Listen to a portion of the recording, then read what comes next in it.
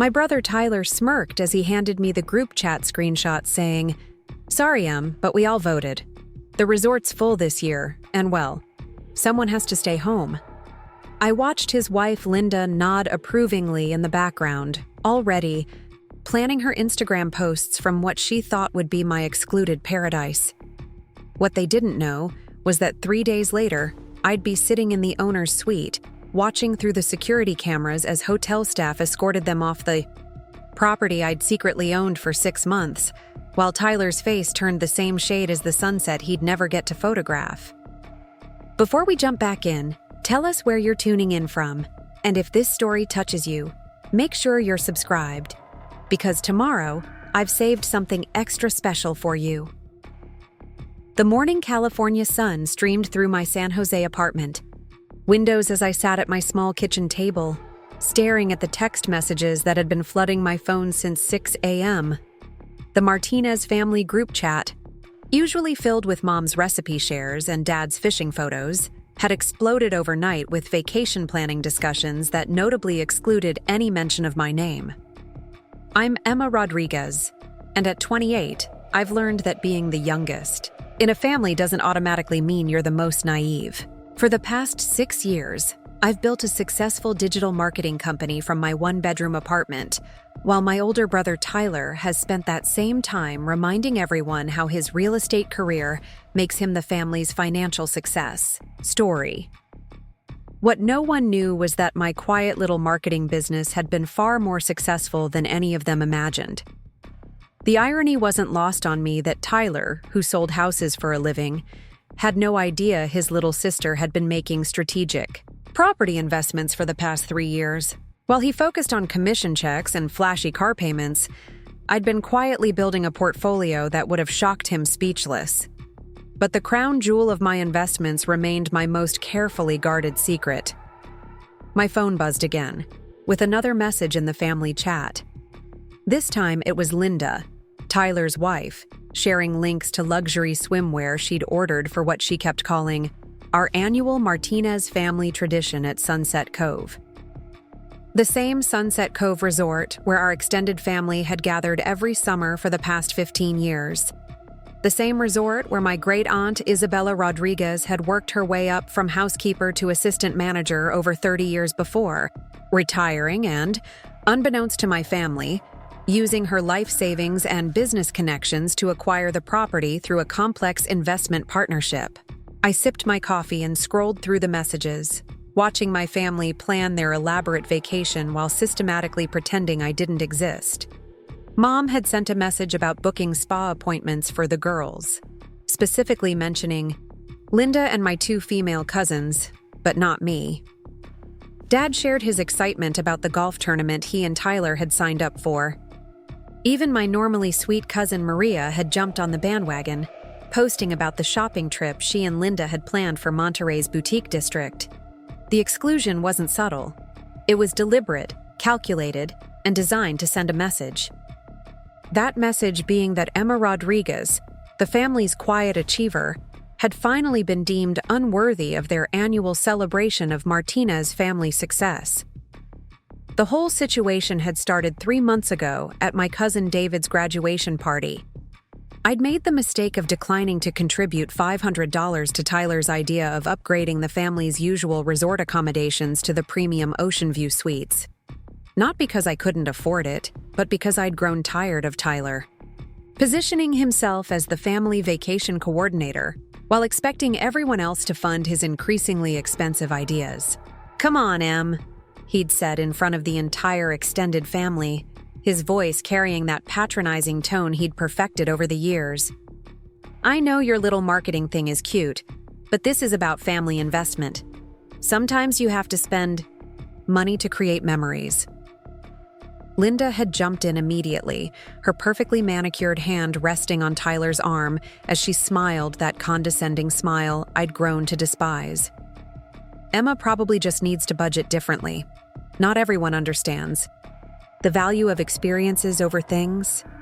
I'd kept quiet that night, choosing not to mention that my little marketing thing had generated more revenue in the past year than Tyler's real estate commissions. I'd also chosen not to mention that I could have afforded to upgrade the entire family to the resort's presidential suite without checking my bank balance. Instead, I'd simply declined politely and excused myself early from the party. That decision had apparently marked me as selfish, ungrateful, and unworthy of inclusion. In this year's family vacation planning, over the following weeks, I'd watched the group chat evolve from general vacation discussions to specific planning sessions that increasingly excluded me from consideration.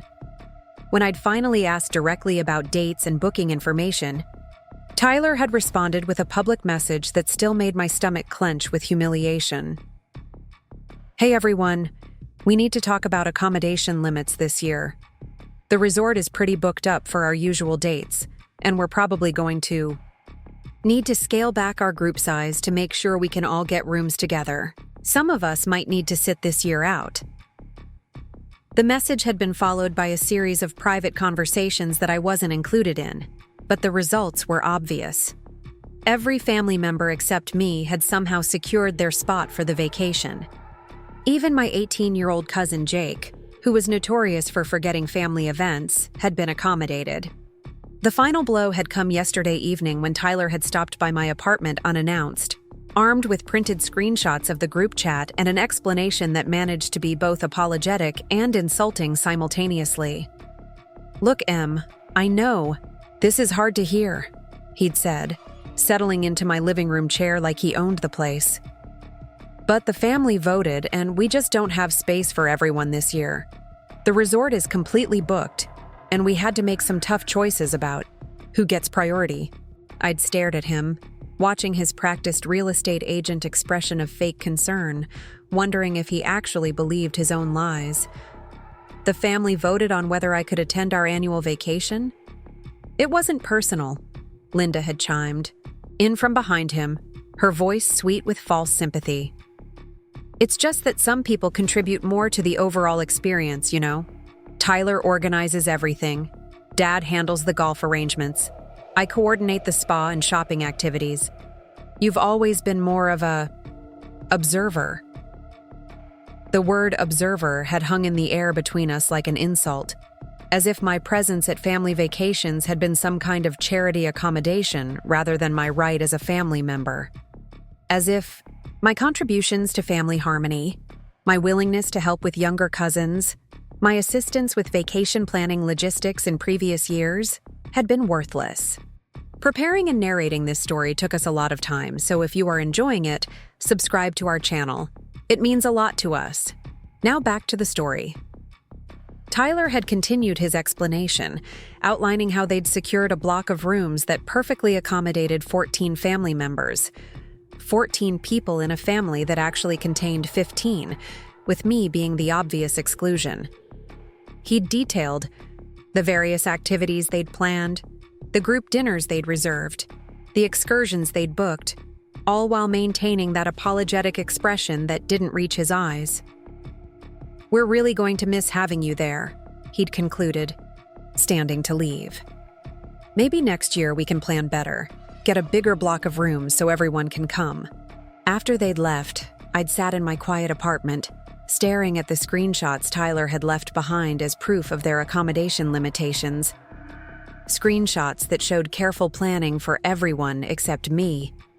Screenshots that revealed months of coordination that had deliberately excluded me from consideration. That's when I'd made the decision to call James Thompson. James had been my great-aunt Isabella's attorney and financial advisor, and for the past 6 months, he'd been mine as well.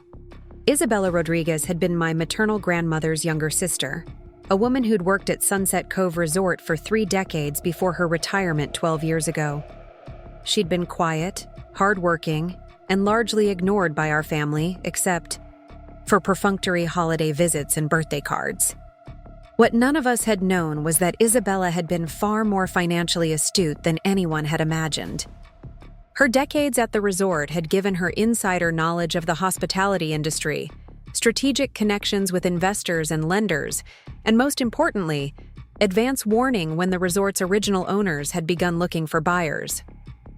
Isabella had passed away 8 months ago, leaving behind a will that had shocked me into silence when James had called to schedule our first meeting. She'd left me not just money, but a complete investment portfolio that included a 60% controlling stake in Sunset Cove Resort, acquired through a partnership with 2 other investors over the course of 5 years. The morning after Tyler's visit, I'd called James with a specific request.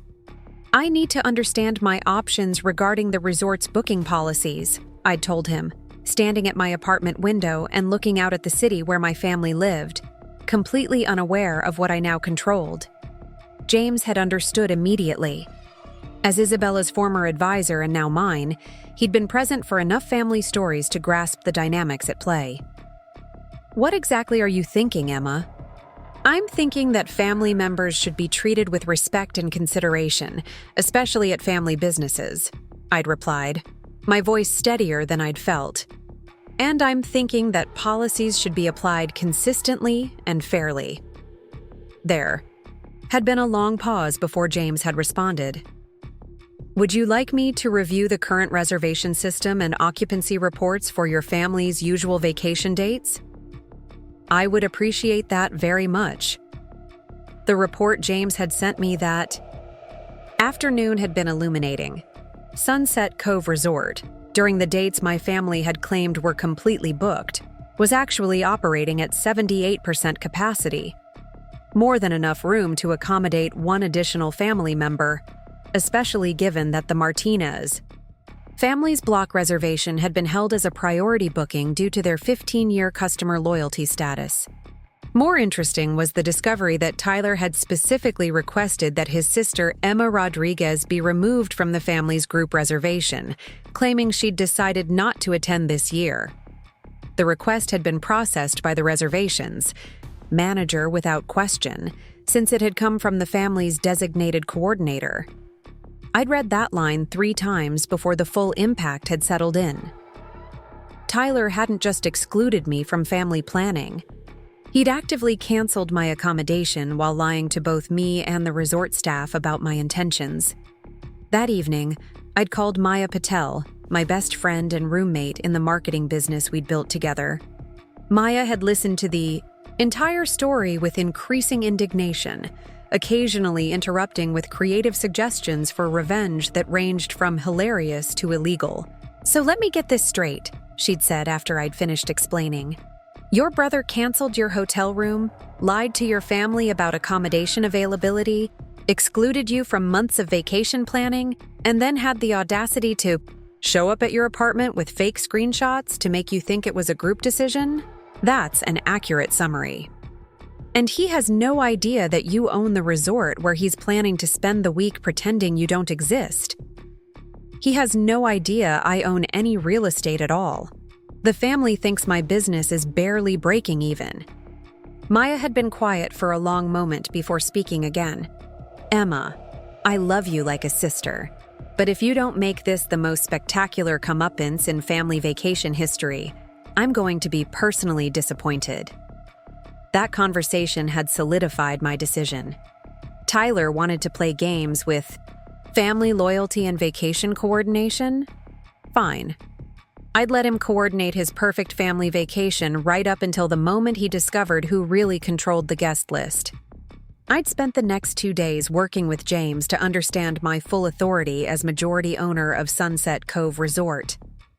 The property management company that handled day-to-day operations reported to a board of directors, which reported to the ownership partnership. As the controlling partner, I had the right to review and approve any significant policy decisions, including those related to customer relations and reservation management. "What I'm suggesting isn't vindictive," I'd explained to James during our planning call. "It's simply good business practice. The resort should maintain high standards for guest behavior, and customers who misrepresent information or make false claims about other guests should face appropriate consequences." James had chuckled softly. Isabella would have approved. She always said that respect was a 2-way street, and customers who couldn't show respect didn't deserve accommodation. The plan we'd developed was elegant in its simplicity. Tyler's group would be allowed to arrive and check in as planned. They'd have their first day to settle in, take their photos, and begin their vacation activities. Then, on day 2, they'd receive a visit from resort management regarding concerns about their reservation accuracy and guest behavior policies. I'd insisted that the confrontation be handled professionally and documentable. Nothing that could be construized as petty, revenge, or abuse of power. Simply a legitimate business conversation about reservation policies and guest expectations. The beauty of this approach, James had explained, is that Tyler will have to explain to your family why he lied about your accommodation availability, why he canceled your room without permission, and why he misrepresented the situation to both you and the resort staff. As I sat in my apartment that morning, reading through the family group chat messages about their exciting vacation preparations, I felt a calm satisfaction settling over me. In 4 days, Tyler would arrive at Sunset Cove Resort as a guest. In 5 days, he'd discover that his little sister wasn't just the family observer he'd dismissed. She was the person who controlled whether his perfect vacation continued or ended abruptly. My phone buzzed with a text from Maya. "Please tell me you're documenting this whole thing. The look on Tyler's face when he realizes what happened is going to be priceless." I smiled as I typed back. "Don't worry. The resort has excellent security cameras in all public areas. I'll have plenty of documentation." The next few days passed quietly as my family's excitement built through social media posts and group chat updates. Linda shared photos of her new vacation wardrobe. Dad posted about the fishing gear he'd packed.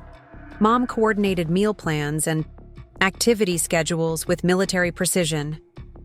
Through it all, I maintained my usual routine. Morning coffee, work calls, client meetings, evening dinners with Maya. To anyone observing, Emma Rodriguez was simply continuing her normal life while her family prepared for their annual vacation without her. What they couldn't see was the detailed coordination happening behind the scenes. James and I refined every aspect of the plan, ensuring legal compliance and professional presentation. The resort's management team was briefed on the situation and prepared to handle the confrontation with appropriate documentation and witness. Most importantly, I'd arranged to be present at the resort during the crucial conversation. Not as a vindictive family member seeking revenge, but as the property owner conducting a routine review of guest services and reservation policies. Tyler had no idea that his perfect vacation was about to become a master class in the consequences of underestimating family members and manipulating situations for personal advantage. He'd wanted to exclude Emma Rodriguez from the family vacation because he didn't think she was important enough to accommodate. In 3 days, he'd discover just how important Emma Rodriguez had become. The morning of their departure, I received one final message in the family group chat. A photo of Tyler, Linda, and my parents standing beside their packed SUV with the caption, "Off to paradise. Wish everyone could be here, but sometimes family means making tough choices." I stared at that message for a long time, noting the carefully crafted language designed to make their exclusion of me sound like a noble sacrifice rather than deliberate cruelty. Tyler's talent for reframing situations to make himself look generous while acting selfishly was truly impressive. I typed a simple response. "Have a wonderful time. I hope you get exactly what you deserve." The message was perfectly ambiguous, warm enough to seem supportive while carrying an undertone that none of them would understand until it was too late. As I watched their responses of hearts and gratitude emojis flood the chat, I couldn't help but smile. Tomorrow, Tyler Martinez would check into Sunset Cove Resort as a valued guest.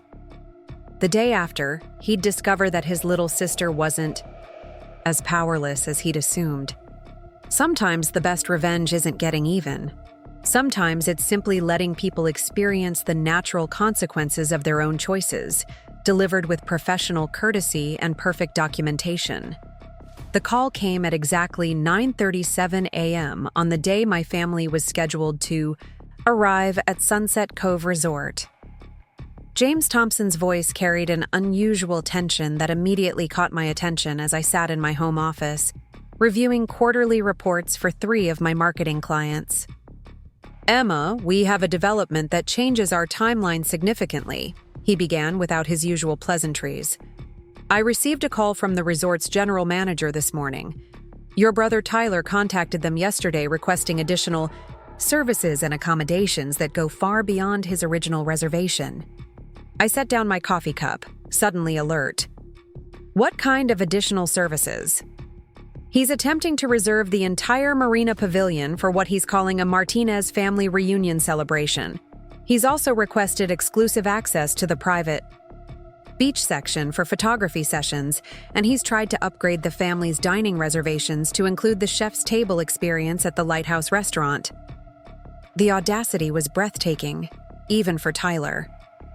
Not content with excluding me from the vacation he'd planned, he was now trying to transform their getaway into some kind of elaborate family celebration that would require the resort's premium services and exclusive venues. "Did he mention how he planned to pay for these upgrades?"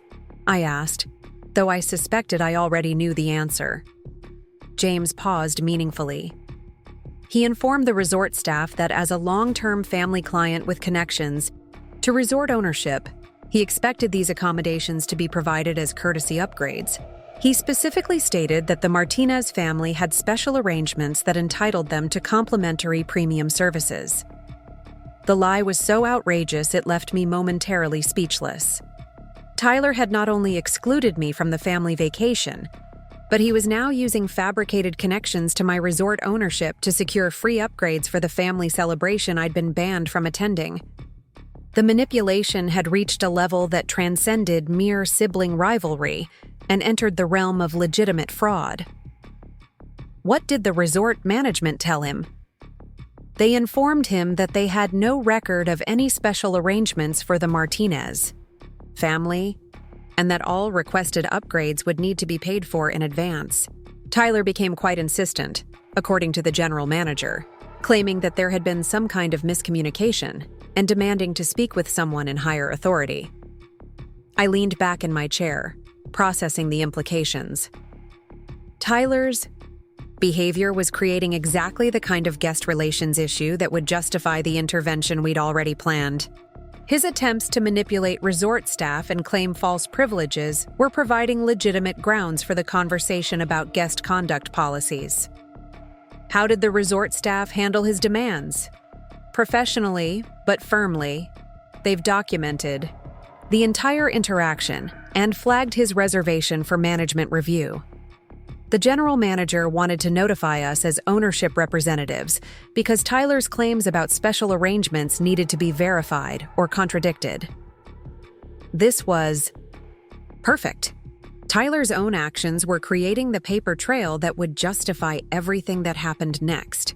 No one could claim that resort management had acted arbitrarily or vindictively when Tyler himself had created the guest relations incident that triggered their response. "James, I think we should accelerate our timeline. Instead of waiting until day 2 of their vacation, let's address this issue when it's fresh and fully documented." "I was hoping you'd say that. The general manager has requested a meeting with Tyler this afternoon, shortly after the family's check-in is complete. As the ownership representative, you have every right to be present for this conversation." The drive from San Jose to Monterey took just over 2 hours, giving me plenty of time to prepare mentally for what was about to unfold. I'd made this drive countless times over the years as a guest attending family vacations, but this time felt entirely different. This time, I wasn't the excluded family member hoping for acceptance. I was the property owner addressing a guest relations issue with appropriate documentation and professional witnesses. Maya had wanted to come with me for moral support, but we'd agreed that keeping the confrontation strictly business-related was the smartest approach. This wasn't about personal revenge or family drama. This was about property management, guest conduct policies, and accurate record-keeping. As I pulled into the employee parking area behind Sunset Cove Resort, I felt a strange sense of homecoming. The property that had been the backdrop for so many family memories was now my responsibility to manage and protect. The irony that Tyler's own behavior had necessitated this intervention wasn't lost on me. The resort's general manager, Patricia Williams, met me in the administrative offices located in a discreet building behind the main hotel structure. Patricia was a woman in her 50s with 23 years of hospitality management experience, and her approach to the Tyler situation was refreshingly straightforward. "Ms. Rodriguez, I want to be clear about our documentation process," she began, spreading several printed emails and reservation records across the conference table. Mr. Martinez's claims about special family arrangements and ownership connections have been recorded in detail. His demands for complimentary upgrades worth approximately $8,000 have been documented with timestamps and witness statements from 3 different staff members. I reviewed the paperwork carefully. Tyler's emails to the resort were even more demanding than James had described. In addition to the venue and dining upgrades, he'd also requested complimentary spa services for the women in the family, golf fee waivers for the men, and priority access to all resort amenities, without the usual reservation requirements. He's also made specific claims about his sister's approval for these arrangements, Patricia continued, highlighting a particularly relevant section of Tyler's correspondence. He stated that Emma Rodriguez, who he described as having family connections to resort management, had pre-approved these courtesy accommodations, but that there had been some kind of administrative oversight in the reservation system. The breathtaking audacity of using my name to legitimize his fraudulent demands while simultaneously excluding me from the vacation was almost impressive in its sheer boldness. Tyler had managed to make me both the absent family member who didn't deserve accommodation and the connected insider whose approval justified his upgrade demands. "What's our next step?" I asked. "Mr. Martinez and his family arrived 30 minutes ago and are currently in the check-in process. Once they're settled in their rooms, we'll request his presence for a brief meeting regarding his special service. Requests. Standard procedure for resolving accommodation questions." Through the conference room window, I could see the resort's main entrance where a familiar scene was unfolding. Tyler's black SUV was parked in the circular drive while he directed the unloading of luggage with his characteristic air of authority. Linda stood beside him, already posing for photos against the resort's elegant facade, while my parents and cousins gathered their belongings. The scene looked exactly like every other Martinez family arrival over the past 15 years, except for one glaring absence. The family group that had always included 15 members now contained only 14, and no one seemed to notice or care about the missing person. "There's one more thing," Patricia said, drawing my attention back to the business at hand. "Mr. Martinez specifically asked our staff not to mention his accommodation requests to other family members. He stated that he wanted the upgrades to be a surprise for everyone, and that family members might be confused if they heard about the arrangements before everything was finalized." The final piece of Tyler's deception crystallized. He wasn't just lying to the resort staff about having approval for free upgrades. He was planning to present these upgrades to the family as evidence of his exceptional coordination skills and special connections, taking credit for luxury accommodations that he'd attempted to obtain through fraud. "How long until the meeting?" Patricia checked her watch. "Approximately 45 minutes. That should give the family time to get settled and allow Mr. Martinez to feel comfortable before we address the service request discrepancies." I used the waiting time to review every detail of Tyler's reservation history with the resort. As Patricia had mentioned, the Martinez family had been loyal customers for 15 years, but their reservations had always been straightforward room bookings with standard amenities. There had never been any special arrangements, courtesy upgrades, or connections to resort management beyond normal guest services. The most revealing detail was hidden in the reservation notes from previous years. Every single family vacation had included accommodation for 15 people, with Emma Rodriguez consistently listed as one of the family members. Tyler's claim that space limitations had necessitated excluding me this year was contradicted by the resort's own records which showed identical group sizes and room configurations for the past 5 years.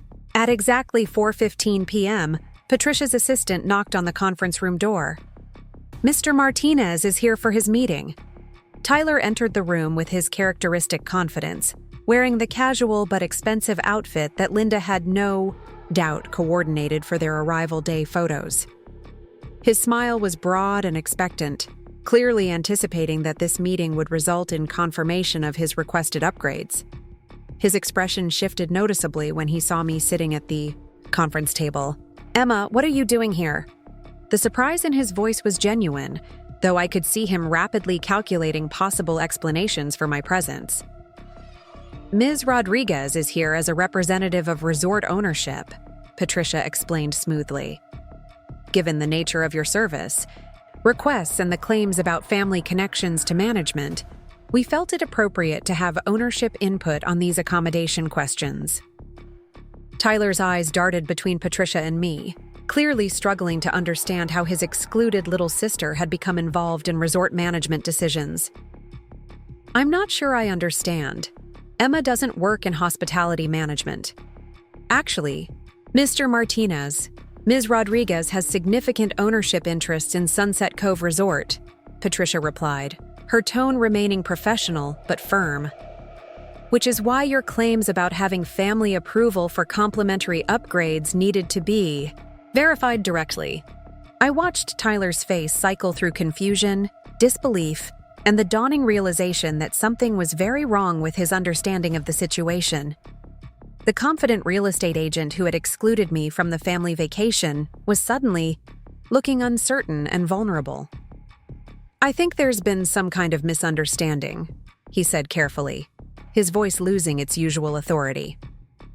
"I never claimed that Emma specifically approved anything.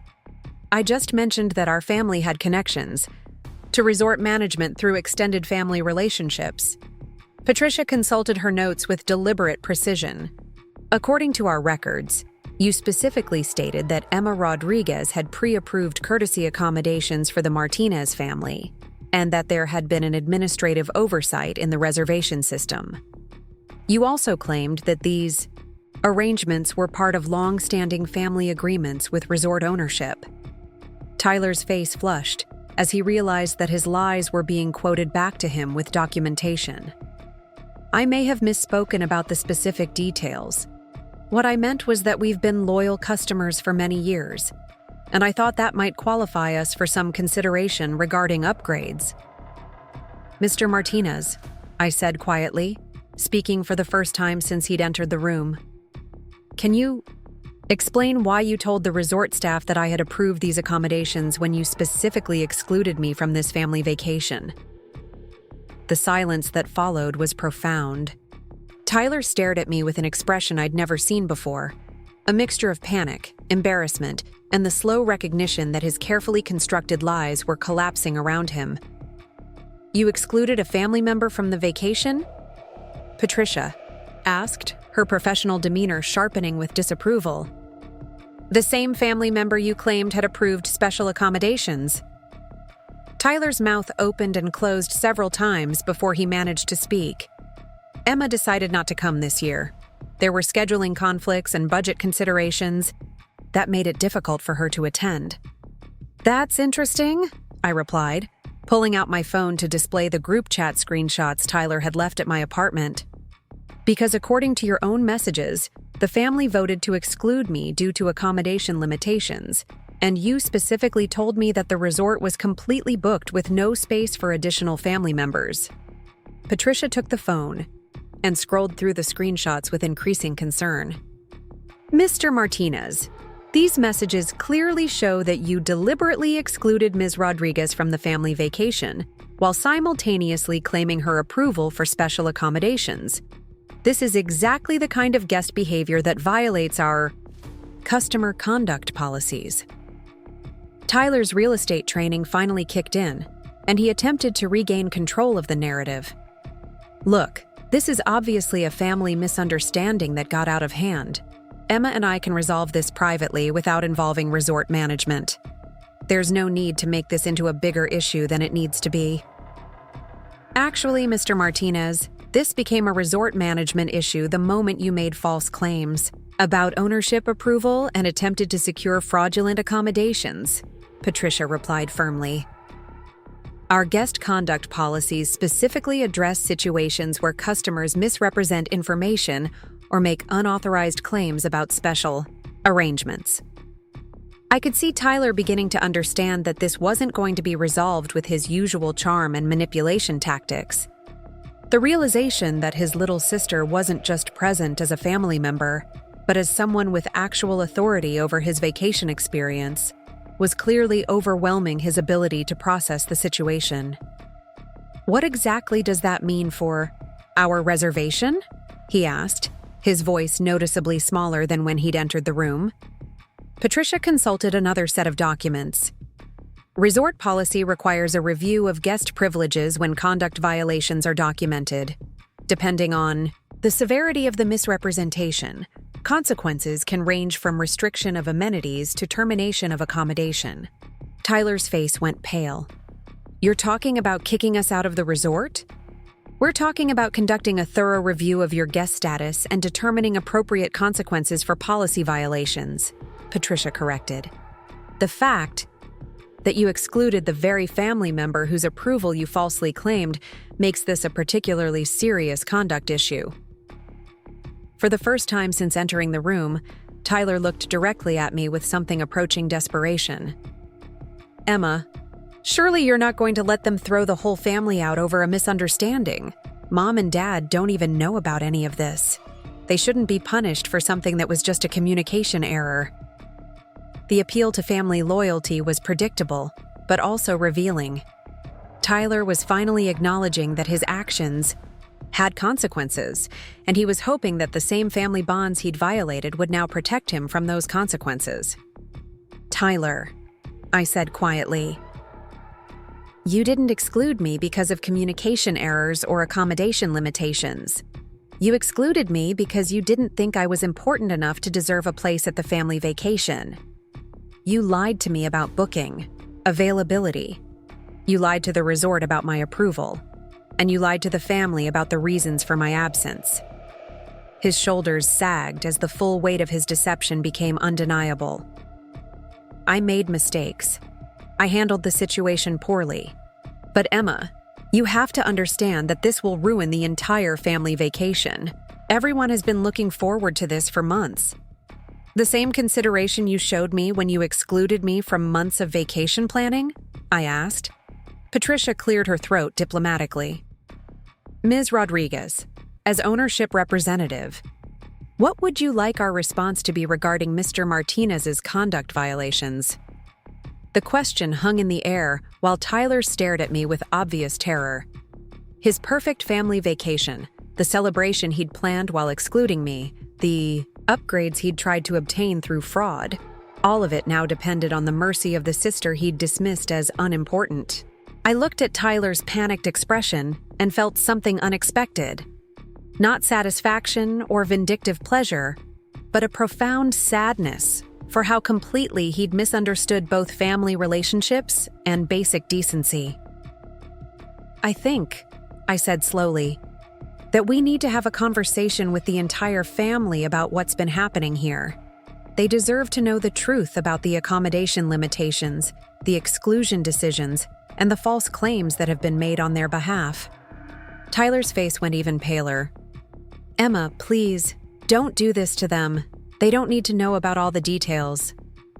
They don't need to know that their son and brother has been lying to them for months while planning a family vacation that was based on excluding another family member?" I asked. "I think they absolutely need to know that." Patricia nodded approvingly. Family meetings can often resolve guest conduct issues more effectively than administrative consequences. "Would you like us to arrange a conference room for this discussion?" "Yes," I replied, keeping my eyes on Tyler's devastated expression. "I think it's time for some honest family communication about respect, inclusion, and the consequences of deception."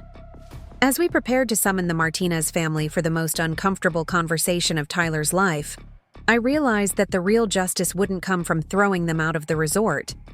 It would come from Tyler having to explain to our parents, his wife, and our extended family exactly how his lies and manipulations had created this situation. Sometimes the most effective consequence isn't punishment from authority figures. Sometimes it's simply having to tell the truth to the people whose respect you most want to maintain. The Marina Pavilion's floor-to-ceiling windows overlooked the Pacific Ocean, creating a stunning backdrop for what would undoubtedly be the most uncomfortable family meeting in Martinez history. Patricia had chosen the venue strategically, knowing that the elegant conference room would maintain the professional atmosphere we needed while providing enough space for the entire extended family. I stood near the windows, watching the waves crash against the rocky coastline while Tyler paced nervously behind me. His confident demeanor had completely evaporated, replaced by the fidgeting anxiety of someone who knew their carefully constructed lies were about to be exposed to the people whose opinions mattered most. "Emma, before everyone gets here, can we talk about this privately?" Tyler's voice carried a desperation I'd never heard from him before. "I know I made mistakes, but involving the whole family is going to create problems that go way beyond this vacation." I turned to face him, noting how his usually immaculate appearance had become disheveled in the 30 minutes since our initial confrontation. His hair was mussed from running his hands through it. His expensive polo shirt was wrinkled from nervous sweating, and his eyes held the panicked look of someone watching their world collapse in real time. "Tyler, you involved the whole family when you excluded me from months of vacation planning while lying about the reasons. You involved them when you made false claims about my approval to secure fraudulent upgrades for their vacation. This isn't me creating family problems. This is you finally having to face the consequences of problems you created." Patricia entered the room carrying a thick folder of documentation, followed by her assistant manager, David Chen, who would serve as an additional witness to the proceedings. Their professional presence reinforced that this wasn't just a family dispute, but a legitimate business matter involving guest conduct violations and false representation. The family has been notified that their presence is requested for a meeting regarding accommodation arrangements, Patricia informed us. We've positioned this as a standard guest services consultation rather than a disciplinary proceeding, which should help maintain a calm atmosphere initially. Tyler's face showed visible relief at this small mercy, though I suspected his gratitude would be short-lived once the conversation began in earnest. The first family members to arrive were my parents, Robert and Carol Martinez. Dad looked confused but curious, while Mom wore the slightly worried expression she always had when unexpected meetings were called during family vacations. They'd clearly been relaxing in their room, as evidenced by Dad's resort casual attire, and Mom's reading glasses still perched on her head. "Emma?" Mom's surprise at seeing me was evident. "Honey, what are you doing here? I thought you couldn't make it this year." The innocence in her question was heartbreaking. Mom genuinely believed that I had chosen not to attend the family vacation, not that I'd been deliberately excluded by her son's manipulation and lies. "That's actually what we need to discuss, Mom," I replied gently, gesturing for her and Dad to take seats at the conference table. Linda arrived next, still looking like she'd stepped out of a vacation magazine with her perfectly coordinated resort wear and professional makeup. Her Instagram-ready appearance contrasted sharply with Tyler's obvious distress, and I could see her scanning the room with growing concern as she tried to understand why a family meeting was being held in a formal conference setting. "What's going on?" she asked, directing her question to Tyler. The resort staff was very vague about why we needed to be here. Tyler's mouth opened and closed without producing sound, his ability to provide smooth explanations apparently deserting him when he needed it most. The confident real estate agent who always had an answer for every situation was reduced to speechless anxiety in the face of imminent exposure. My cousins Maria, David, and Jake filed in over the next few minutes, followed by my Aunt Carmen and Uncle Luis. The room filled with confused conversation as family members tried to understand why their vacation had been interrupted by what appeared to be some kind of official resort meeting. "Is there a problem with our reservations?" Dad asked Patricia, his contractor's instincts immediately focusing on practical concerns. "We've been coming here for 15 years without any issues. There are some questions about reservation, accuracy, and guest conduct that need to be addressed," Patricia replied diplomatically. "We felt it was important to discuss these matters with the entire family to ensure everyone has complete information." Uncle Luis, always the family joker, attempted to lighten the mood. "Did Tyler try to negotiate a better rate again?" I told him the resort staff probably gets tired of his real estate agent tactics. The nervous laughter that followed Luis's comment died quickly when no one responded with matching humor. Tyler's face had gone pale, and I could see him struggling with whether to attempt damage control before the full truth emerged. "Actually," I said, stepping forward to address the assembled family, "this meeting is about Tyler's representation of our family's arrangements with the resort, and specifically about false claims he's made regarding accommodation approvals and special arrangements." The room fell silent as family members processed my words. Mom looked between Tyler and me with growing concern, while Dad's expression shifted from confusion to the focused attention he'd always shown when sensing potential problems.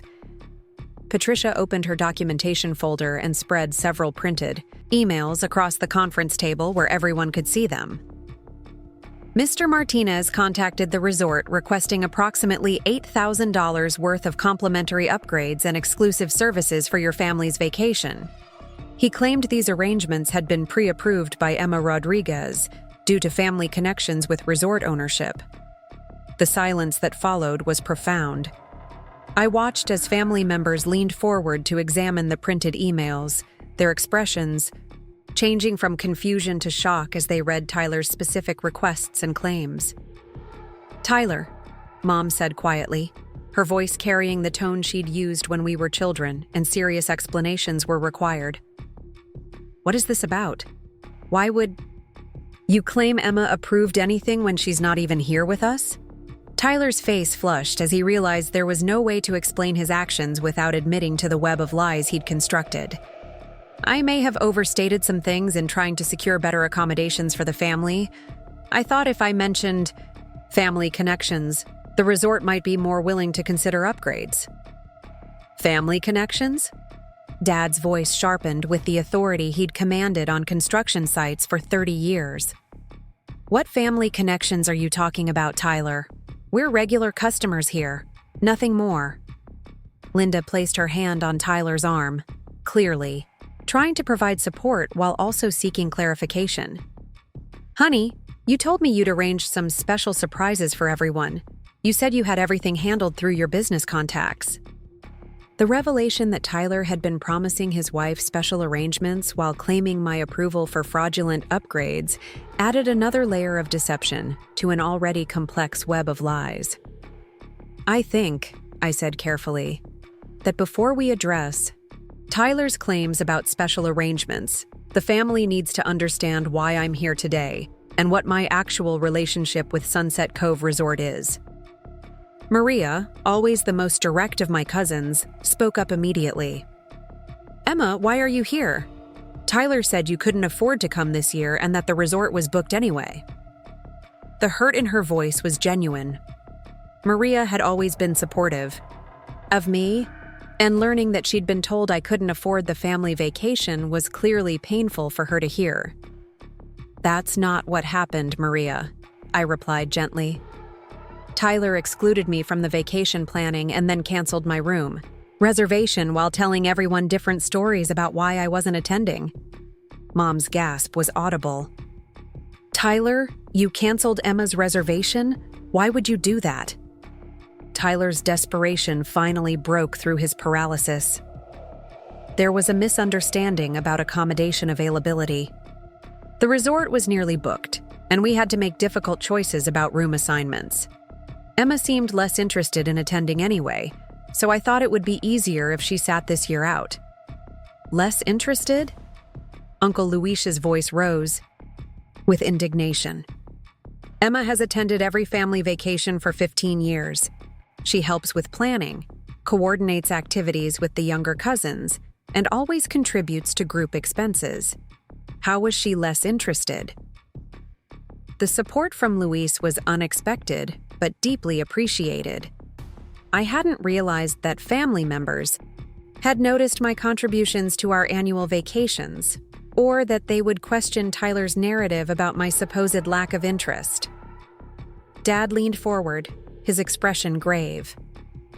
Tyler, did you or did you not deliberately exclude your sister from this family vacation? The direct question, delivered with Dad's no-nonsense authority, left Tyler with no room for further evasion.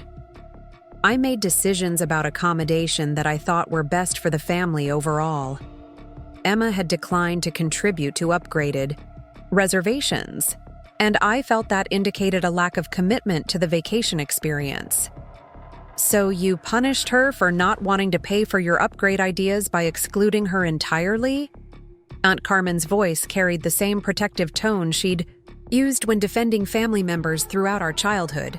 Tyler's face reddened. It wasn't punishment. It was practical planning based on available resources and demonstrated interest levels. The clinical language he was using to describe his deliberate exclusion of me was almost more insulting than the original action. Tyler was still trying to reframe his cruel behavior as reasonable business decisions. Mr. Martinez, Patricia interjected, your practical planning included claiming that the excluded family member had approved thousands of dollars in complimentary upgrades for the vacation she wasn't allowed to attend. Can you explain the logic behind that decision? The question hung in the air while Tyler struggled to find an explanation that wouldn't further incriminate him. His real estate training had prepared him for difficult negotiations, but it hadn't equipped him to explain away documented fraud to his own family. Linda shifted uncomfortably beside him. Tyler, you told me Emma was okay with not coming because she was busy with work. You never mentioned excluding her or canceling her room. I simplified the explanation to avoid unnecessary family drama, Tyler replied weakly. I thought it would be easier for everyone if we focused on the positive aspects of the vacation, rather than dwelling on accommodation complications. Jake, despite being the youngest family member present, cut through Tyler's euphemisms with devastating clarity. Dude, you lied to everyone about why Emma wasn't coming. Then you lied to the resort about her approving free stuff for us. That's not avoiding drama, that's creating drama. The accuracy of 18-year-old Jake's assessment was undeniable, and I could see family members nodding in agreement with his straightforward analysis. There's more, I said, knowing that the family needed to understand the full scope of Tyler's deception. Tyler, would you like to explain why you told the resort staff not to mention the upgrade request to other family members? Or should I share what the documentation shows about your instructions to keep these arrangements secret? Tyler's shoulders sagged as he realized that every aspect of his deception was documented and would be exposed. I wanted the upgrades to be a surprise for everyone.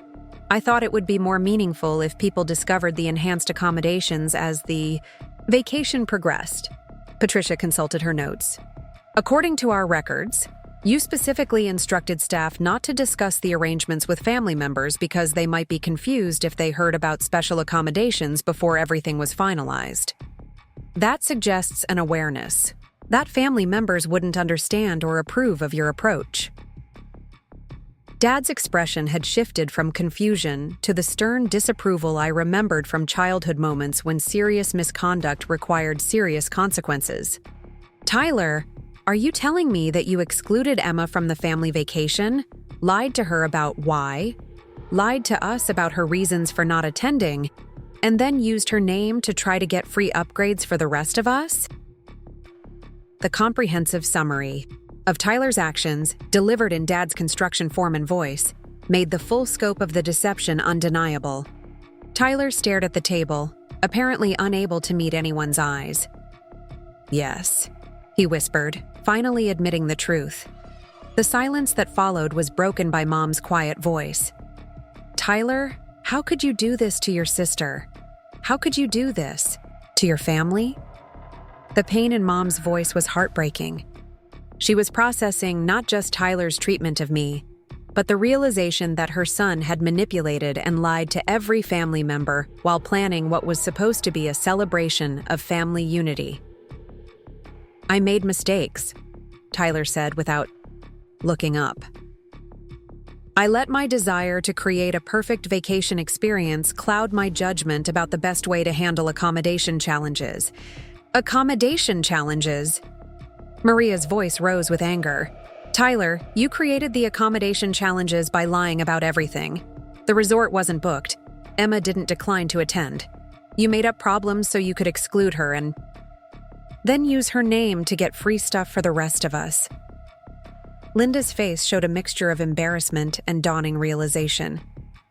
Tyler, when you told me you'd arranged special surprises through your business connections, were you talking about fraudulent upgrade requests?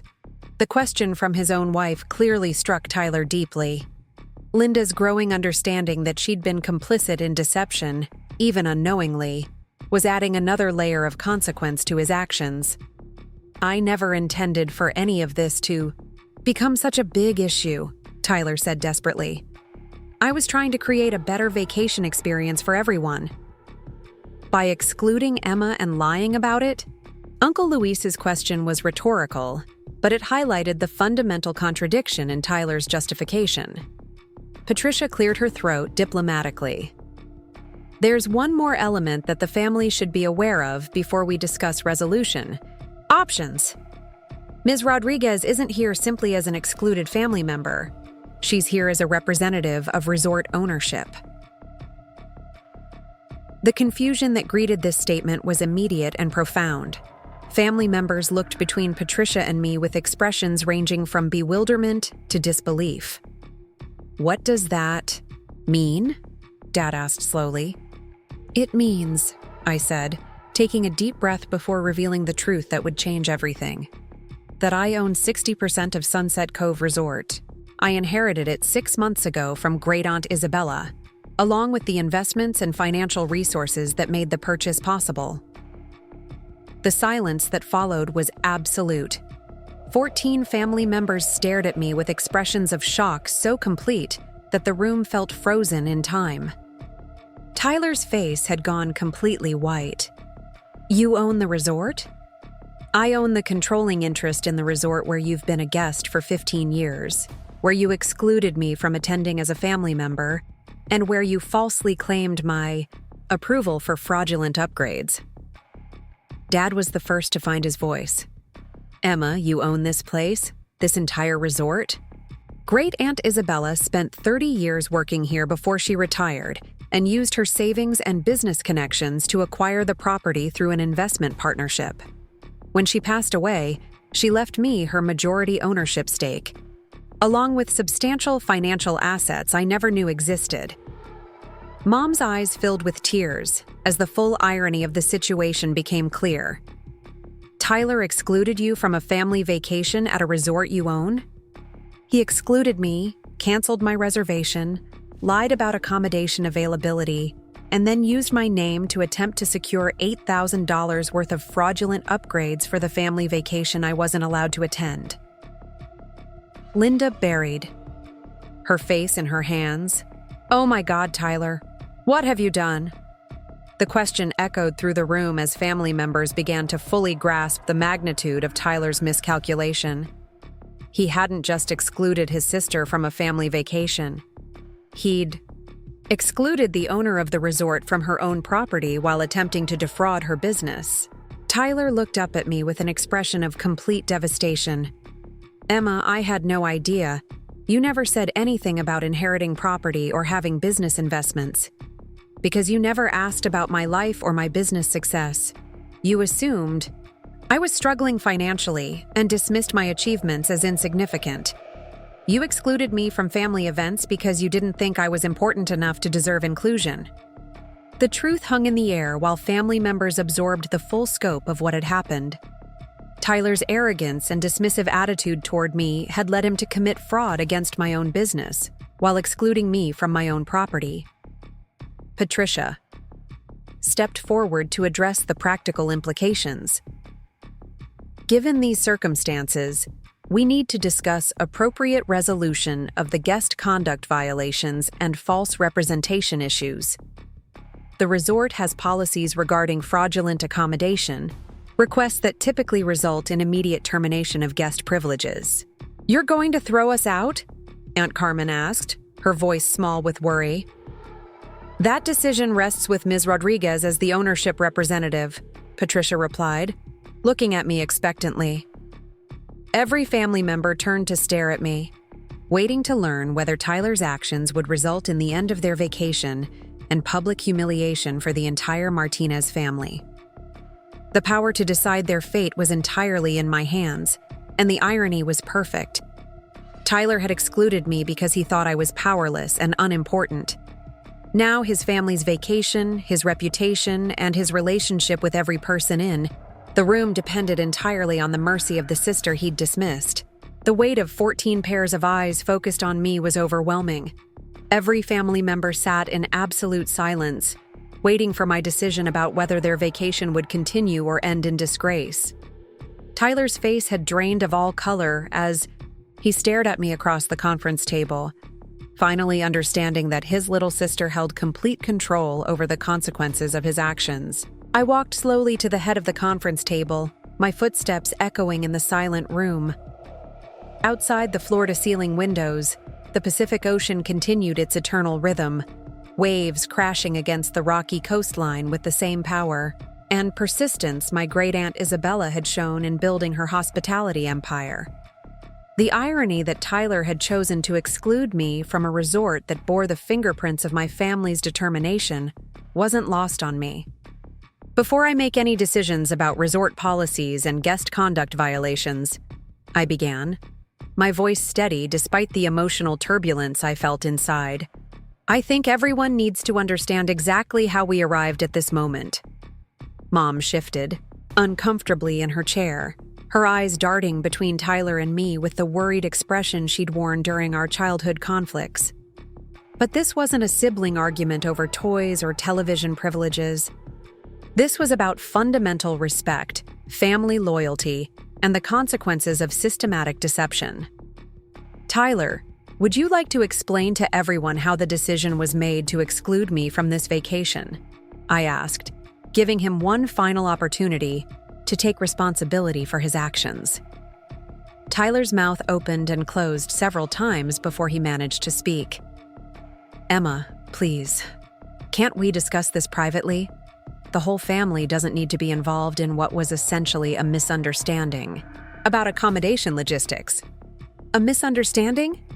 Dad's voice cut through Tyler's attempt at minimization with the sharp tone he'd used on construction sites when workers tried to excuse poor performance. "Son, you lied to your sister, you lied to your family, and you lied to the resort staff. That's not a misunderstanding, that's deliberate deception."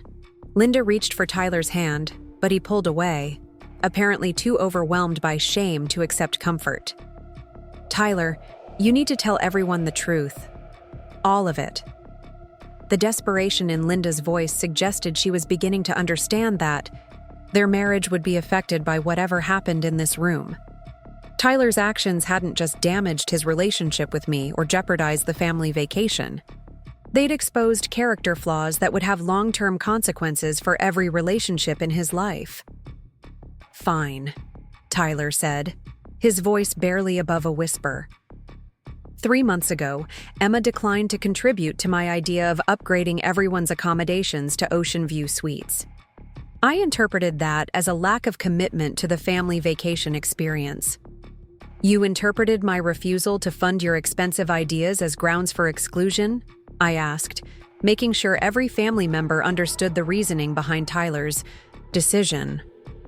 "I thought," Tyler continued, still not meeting anyone's eyes, "that someone who wasn't willing to invest in enhanced accommodations might not fully appreciate the vacation anyway." Uncle Luis shook his head in disgust. "Tyler, Emma has attended every family vacation for 15 years. She's helped plan activities, coordinated transportation, assisted with younger cousins, and always contributed her fair share to group expenses. How does declining to pay for your upgrade ideas indicate a lack of appreciation? I made a judgment call based on demonstrated priorities, Tyler replied, still attempting to use business language to justify personal cruelty. What priorities? Maria demanded, her voice rising with anger. Emma's priority of not wanting to fund your grandiose plans? Her priority of maintaining reasonable expenses rather than turning every family gathering into an expensive production? Jake, despite being the youngest person in the room, cut to the heart of the matter with devastating simplicity. Tyler, you excluded Emma because she wouldn't pay for stuff you wanted. That's not about priorities or commitment. That's about you being mad that she didn't give you money. The accuracy of Jake's assessment was undeniable, and I could see family members nodding in agreement. Tyler's sophisticated justifications were being stripped away to reveal the petty, vindictive motivations underneath. It wasn't about money, Tyler protested weakly. It was about family unity and shared vision for the vacation experience. Family unity? Aunt Carmen's voice dripped with sarcasm. You excluded a family member and lied to everyone about why. How exactly does that promote family unity? Patricia cleared her throat diplomatically. Perhaps we should address the specific policy violations that brought us to this meeting.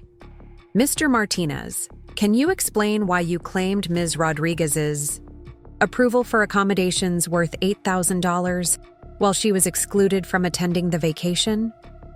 Tyler's face flushed as he realized there was no possible explanation for this aspect of his deception that wouldn't sound completely damning. I thought mentioning family connections might make the resort more willing to consider courtesy upgrades. Family connections you deliberately severed by excluding the family member you claimed had approved the arrangements? Patricia pressed. I didn't think it through completely, Tyler admitted, his voice growing smaller with each revelation. David, my cousin who worked in corporate finance, leaned forward with the analytical expression he wore when reviewing problematic business proposals. Tyler, let me make sure I understand this correctly. You excluded Emma from the vacation, lied to her about accommodation availability, lied to us about her reasons for not attending, and then used her name to attempt to secure fraudulent upgrades for the rest of us?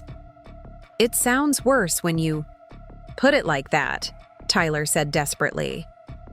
It sounds like exactly what happened, David replied firmly. There's no way to make systematic deception and fraud sound better by changing the wording. Mom had been quietly crying throughout the conversation, and she finally spoke through her tears. Tyler, how could you hurt your sister like this? How could you lie to your entire family while planning what was supposed to be a celebration of our love for each other? The pain in Mom's voice was heartbreaking. She was processing not just Tyler's betrayal of me, but his betrayal of every family member who'd trusted him to coordinate the vacation with honesty and integrity.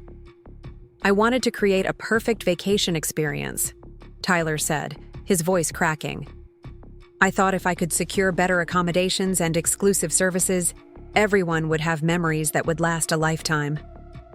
At the expense of excluding Emma and committing fraud? Dad's question was rhetorical, but it highlighted the fundamental moral failure in Tyler's reasoning. Linda finally spoke up, her voice shaky with emotion. Tyler, when you told me Emma couldn't afford to come and that the resort was booked, I felt sorry for her. I even suggested we should offer to help with her expenses because I didn't want any family member to miss the vacation for financial reasons.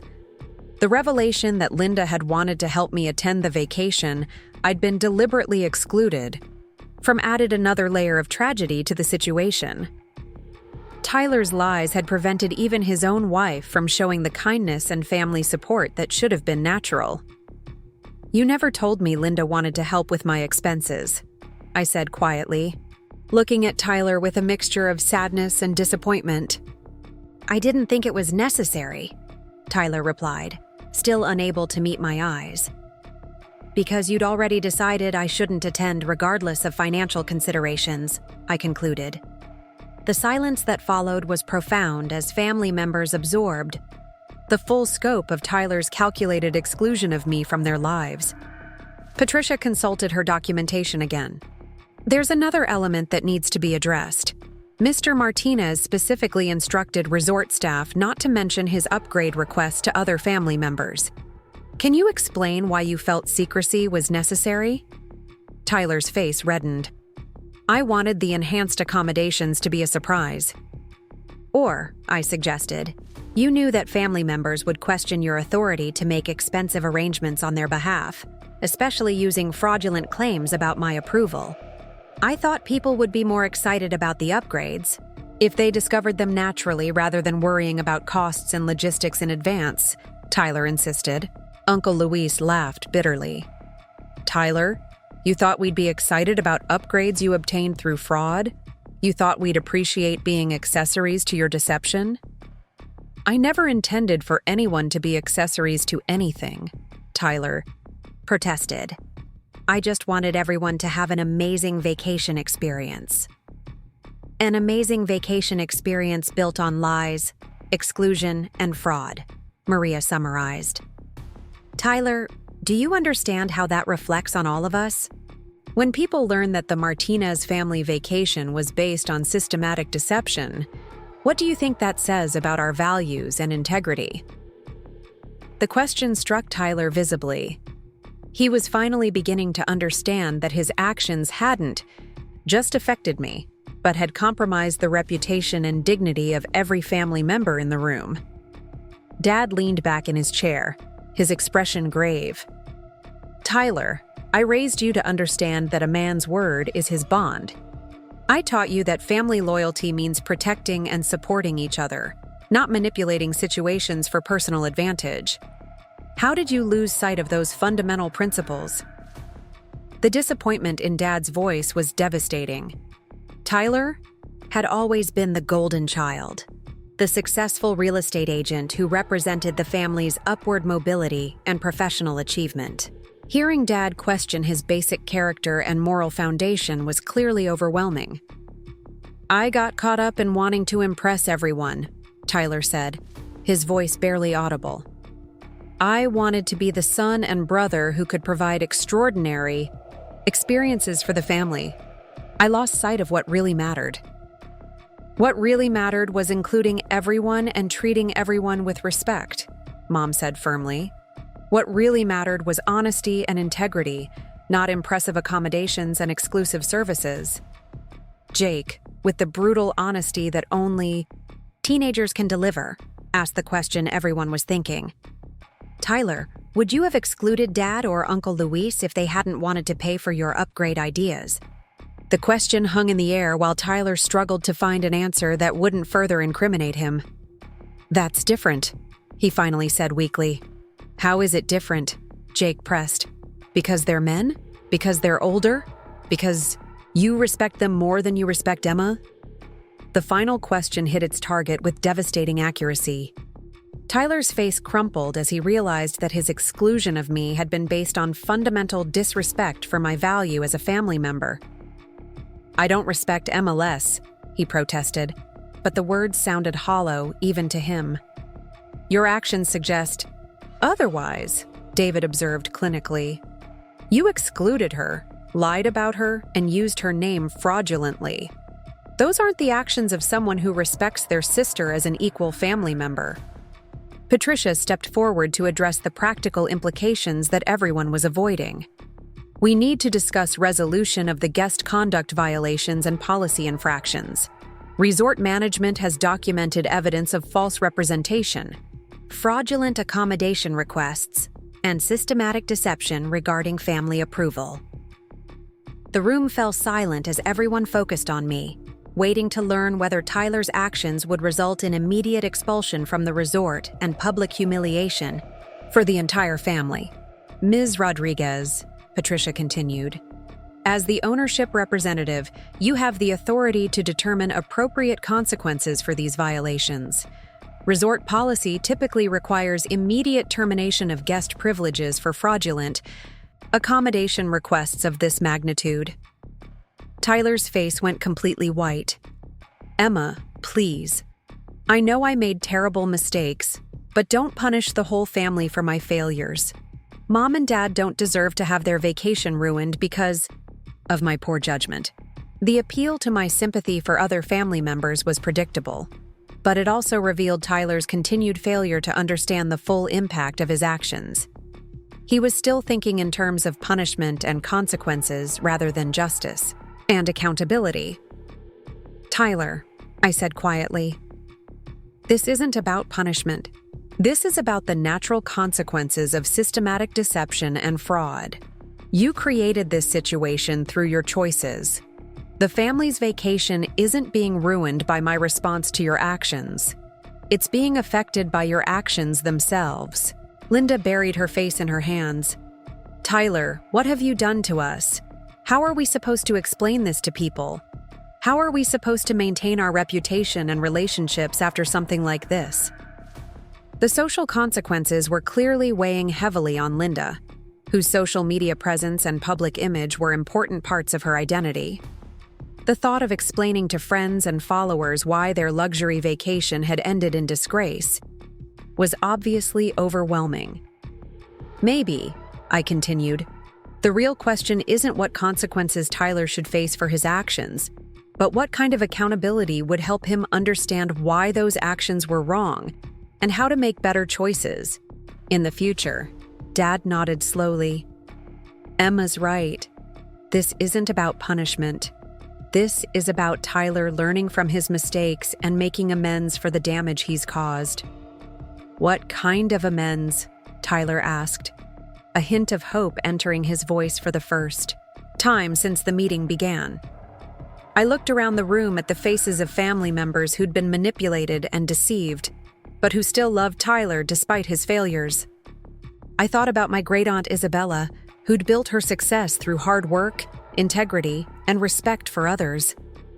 I considered what kind of response would honor her memory while providing Tyler with an opportunity for genuine growth and change.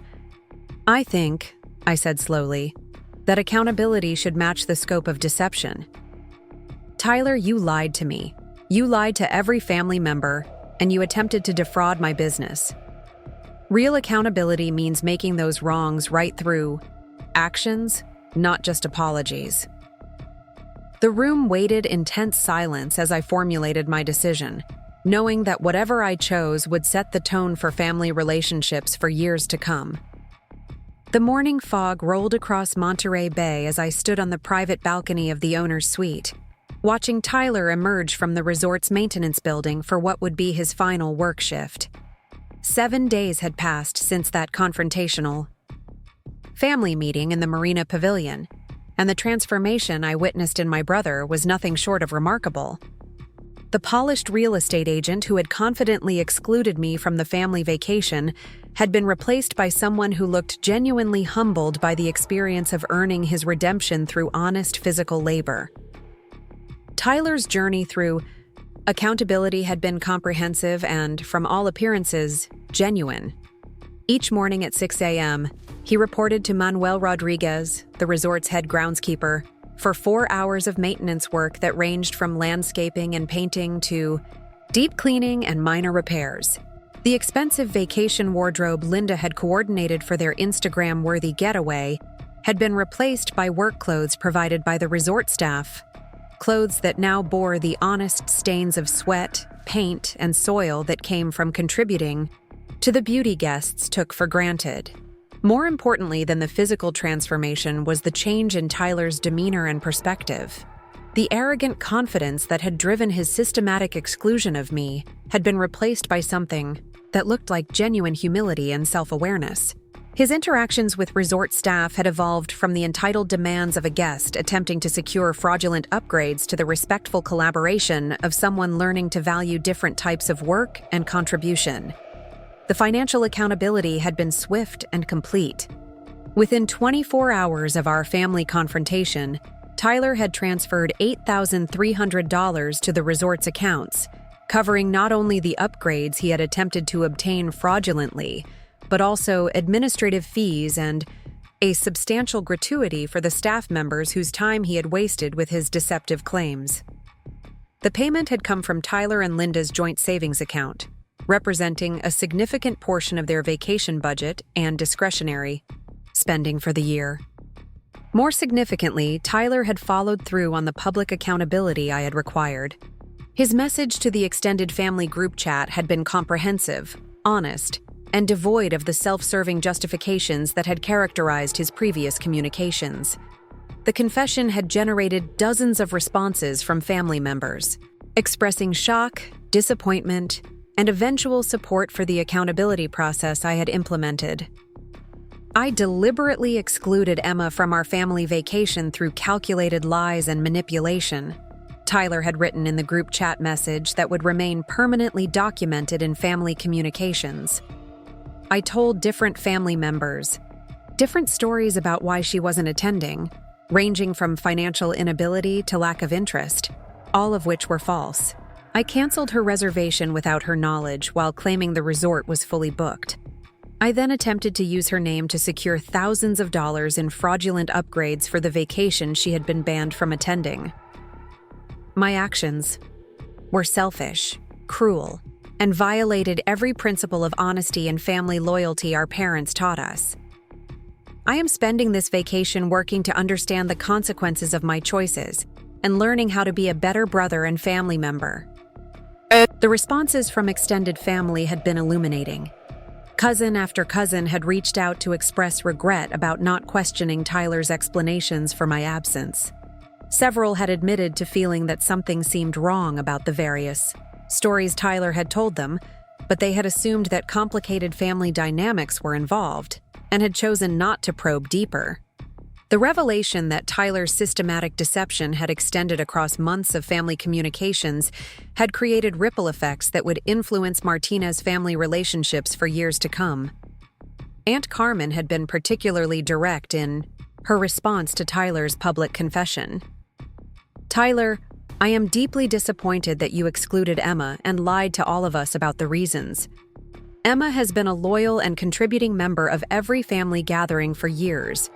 Your actions have hurt not just her, but every family member who trusted your version of events. I hope you use this time to truly understand the damage you've caused and commit to being someone worthy of the family's trust."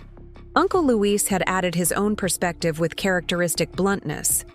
"Tyler, what you did was cruel and manipulative. Emma deserves an apology from every family member who accepted your lies without question, and you owe her a lifetime of proving that you've changed. Don't waste this opportunity for redemption." The broader family's response had been overwhelmingly supportive of the accountability process I had implemented, with multiple relatives expressing appreciation for my decision to address Tyler's conduct through structured consequences, rather than simply expelling the family from the resort or pursuing legal action for fraud. The general consensus seemed to be that Tyler's behavior had been inexcusable, but that my response demonstrated both strength and wisdom in handling a situation that could have destroyed family relationships permanently. During the week of Tyler's accountability process, I had spent considerable time with other family members, rebuilding relationships that had been damaged by months of exclusion and deception. Mom and Dad had been particularly affected by the revelation of Tyler's systematic lies, struggling to understand how their son had developed such calculating and manipulative tendencies while maintaining the facade of successful professional achievement. "Emma," Dad had said during one of our long conversations overlooking the resort's gardens, "your mother and I have been talking about how we missed the signs of Tyler's behavior problems. Looking back, we can see patterns of him manipulating situations to get his way, but we dismissed them as ambitious business tactics rather than character flaws."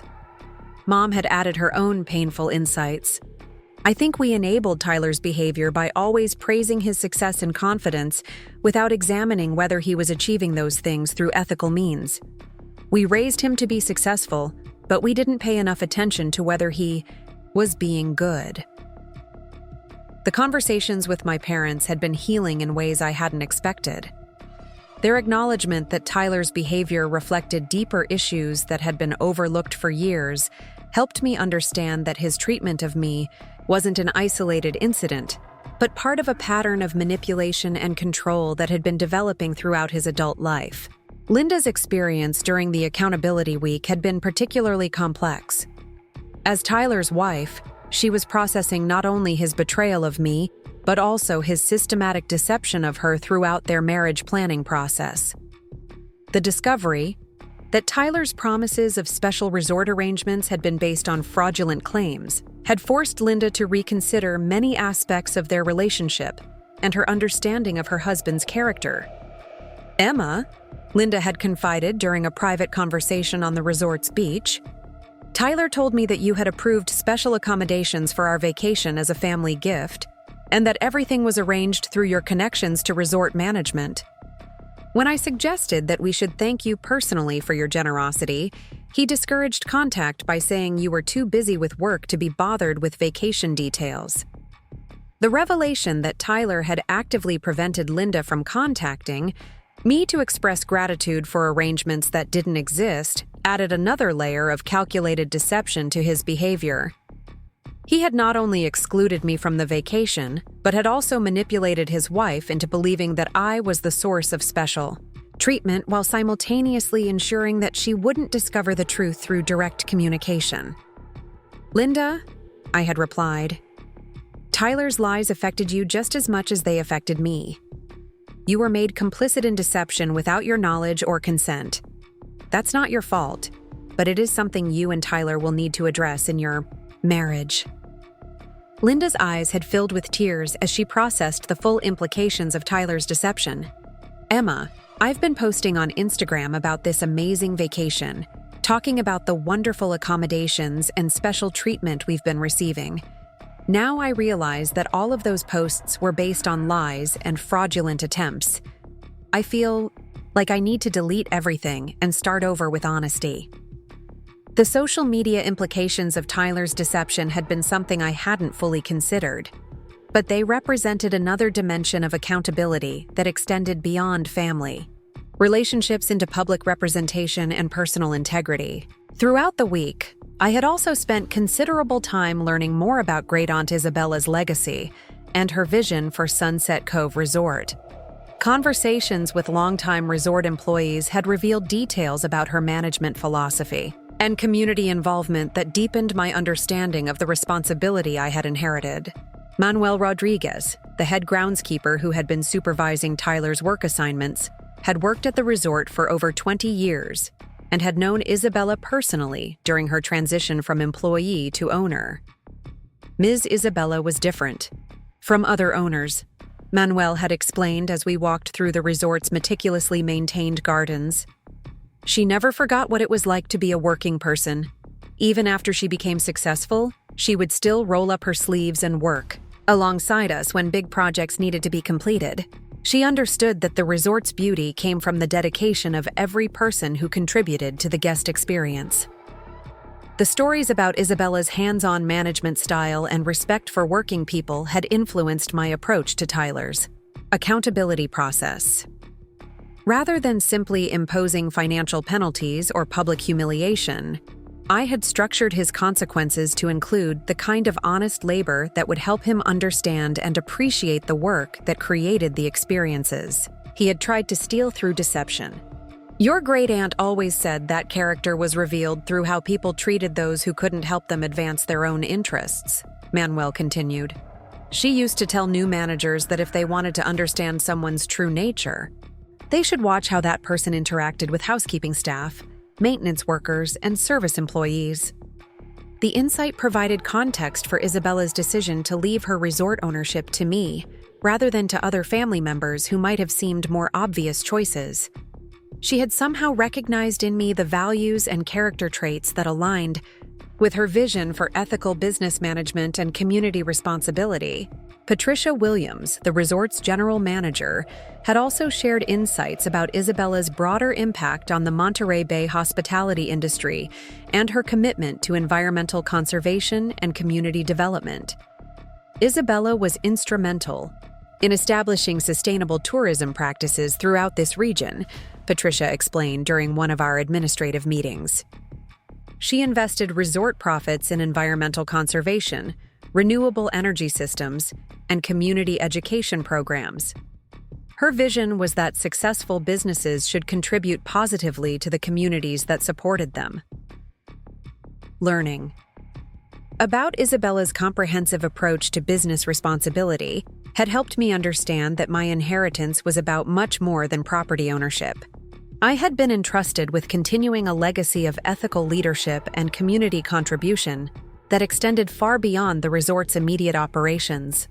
As Tyler's Accountability Week progressed, I had also been developing plans for expanding Isabella's vision through new programs and initiatives. Working with Patricia and other resort management staff, we had begun designing a comprehensive sustainability program that would reduce environmental impact while creating educational opportunities for guests and community members. The Writers' Retreat program I had envisioned was taking shape as a partnership between the resort and local educational institutions, providing residencies for emerging authors working on projects related to environmental conservation, social justice, and community development. The program would honor Isabella's secret literary career while creating opportunities for new voices to develop their craft in an inspiring and supportive environment. More immediately, I had begun implementing changes to resort policies that would prevent future incidents of guest misconduct and fraudulent accommodation requests. The experience with Tyler had revealed gaps in verification procedures that could be exploited by manipulative guests, and closing those gaps would protect both the resort and honest customers from similar deceptions. On the morning of Tyler's final work shift, I watched him emerge from the maintenance building with the satisfied exhaustion of someone who had completed difficult but meaningful work.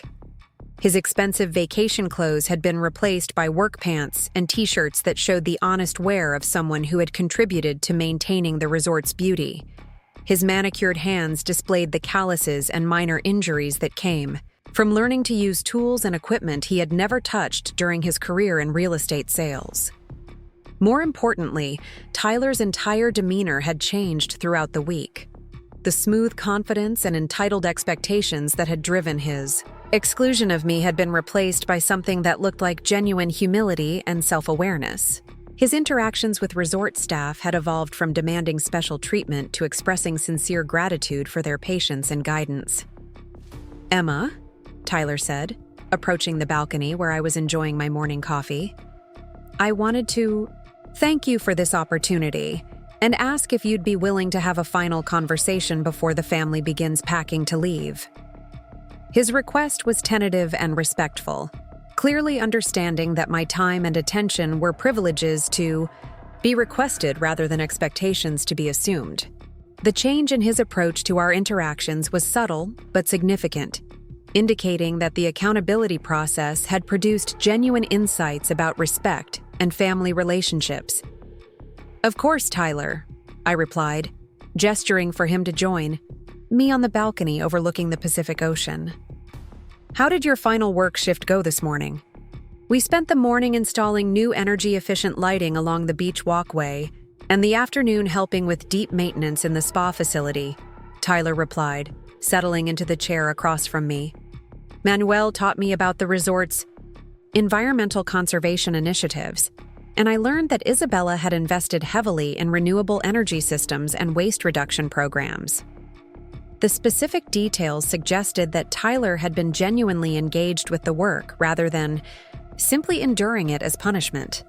His ability to remember and discuss the technical aspects of what he had accomplished indicated that the experience had been meaningful rather than just performative compliance with requirements. "Tyler," I said, "what did you learn from this week that you think will influence your behavior and decisions going forward?"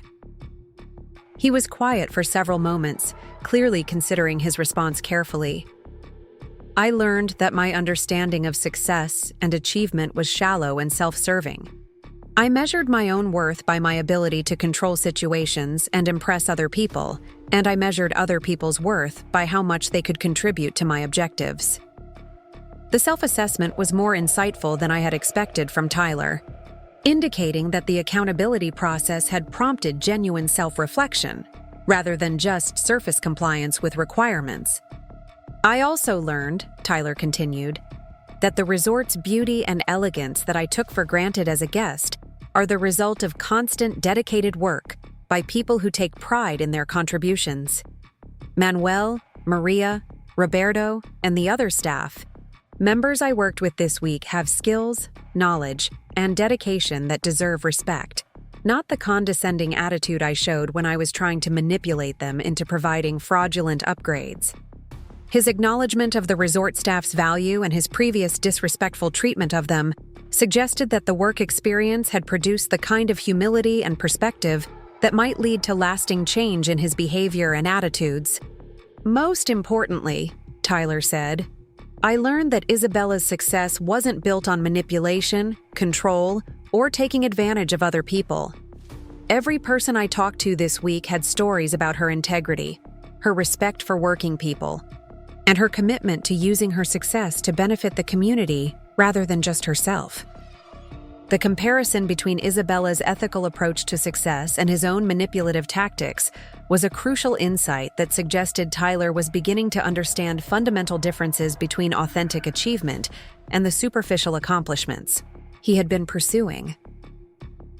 Tyler, I said, I appreciate the effort you've put into understanding what happened and why your actions were harmful.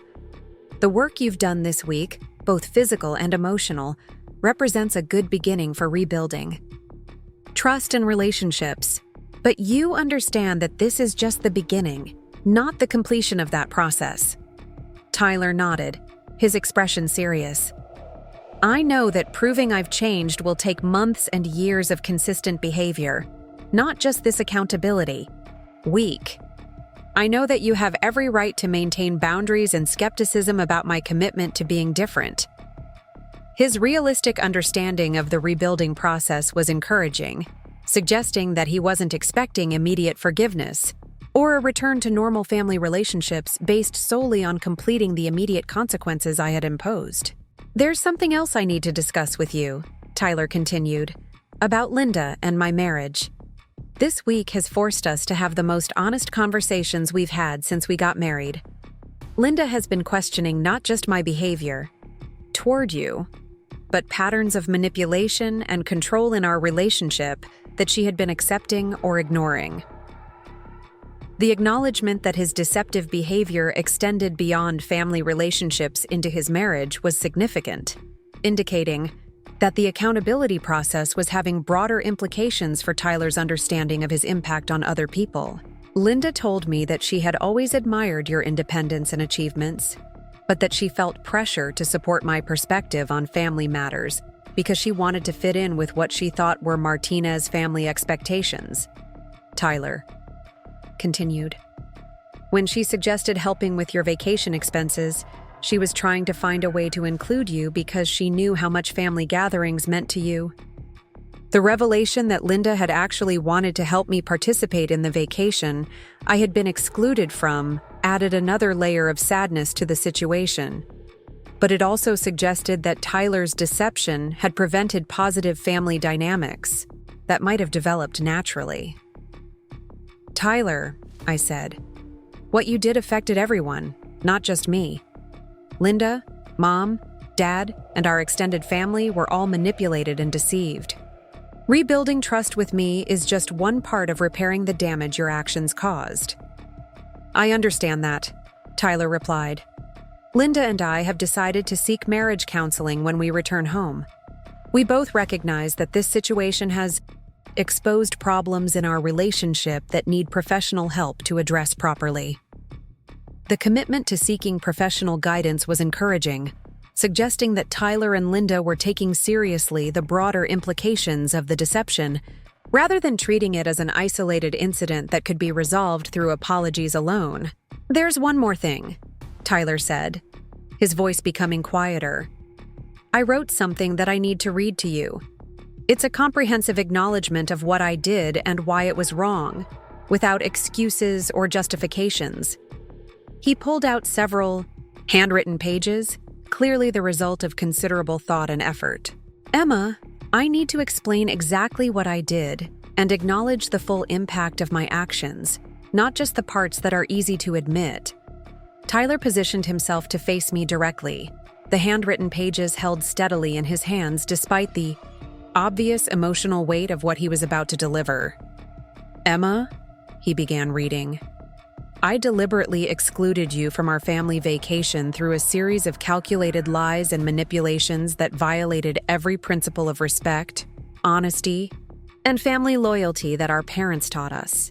I canceled your reservation without your knowledge or consent while telling you that the resort was fully booked. I told different family members different stories about why you weren't attending, ranging from financial inability to lack of interest, all of which were lies designed to make my exclusion of you seem reasonable rather than cruel." He paused, looking up at me with eyes that showed genuine understanding of the pain he had caused. "I then used your name to attempt to secure thousands of dollars in fraudulent upgrades for the vacation you weren't allowed to attend, lying to resort staff about your approval while planning to take credit for arrangements I had no right to make. I instructed resort staff not to mention these arrangements to family members, not because I wanted them to be surprises, but because I knew that honest family members would question the legitimacy of my claims." The comprehensive acknowledgement was more detailed and unflinching than I had expected, addressing not just the specific actions but the underlying calculations and motivations that had driven his behavior. "Every aspect of this deception was deliberate and calculated," Tyler continued reading.